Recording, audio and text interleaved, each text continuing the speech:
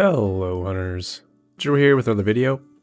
I've been considering making a Switch X guide, but I think there are plenty of great ones out there already that go over all the basics, so instead I'm putting out a number of tips and insights I'd like to share on Switch X. So something I see divided opinions on is the switch skill slot for the forward slash.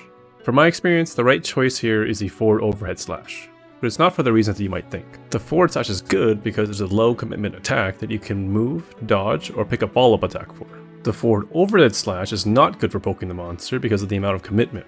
You're not able to move or act out of its attack, and this leaves you quite vulnerable. On top of that, the reason that it is good is because it both closes a gap and leads to a very powerful combo in the Morph double slash, followed by the triple sword slash. So these two switch skills are meant for two completely different things. The reason you should go for the overhead is because in Rise we have Rapid Morph. Instead of doing the forward slash to poke at the monster, you should be using the sword morph slash instead. The sword morph slash deals more damage and is just as fast, and also leaves you in a good position to do many different things. With Rapid Morph, and especially if you're playing with a power phial with phial switch boost, this morph slash does a lot more damage than the forward slash and still leaves you with a lot of options after executing it. If there is an opening, you can go into the standard morph loop for maximum damage. If you need to disengage, you can sidestep and then roll. If you need to get back into axe mode, you can directly axe morph or sidestep and then do an axe morph for movement. If you need to reposition backwards, you can do a backstep or an axe fade slash. If you need to zero sum, it is the fastest way to zero sum from sheath.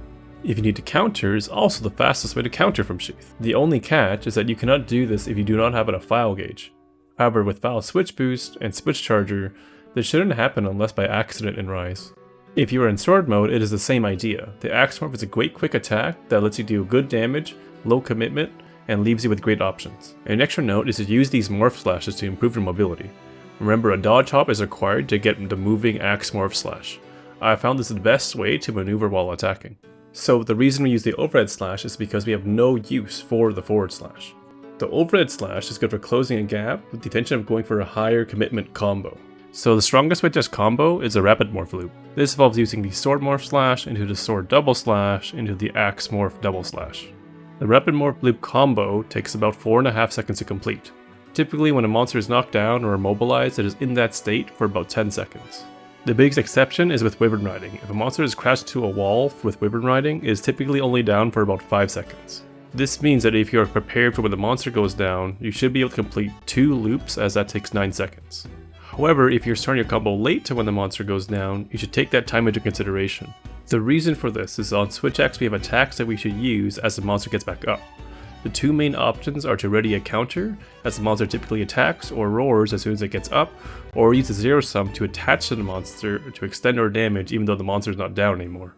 In Sunbreak, we have a new switch skill called the two-stage morph slash, which basically should always be used. This attack in full simultaneously fills a lot of our phial gauge as well as our amp gauge. However, one special feature of this two-stage morph is that you can enter sword mode even though you have no phial gauge. Typically, you will need to recharge your phial gauge in order to change back into sword mode. But if you perform one part of the two-stage morph slash, you will enter sword mode without needing to reload. This can be helpful if you run out of phial gauge, but you still have an opportunity to attack the monster. And if you complete the two-stage morph slash, you may just recover enough gauge to not even require a switch charger afterwards. Related to the two-stage morph, if you need to amp, don't be afraid to use the Heavensward flurry combo to gain amp state. While it is true that the two-stage morph gives you a significant amount of amp, it is most important to regain your amp as soon as possible. So if you run out of amp while the monster is vulnerable, my suggestion is to use the Heavensward flurry if you're in a sword combo, and use the two-stage morph if you're in axe. You can flow nicely between these two combos as long as you morph after the Heavensward flurry.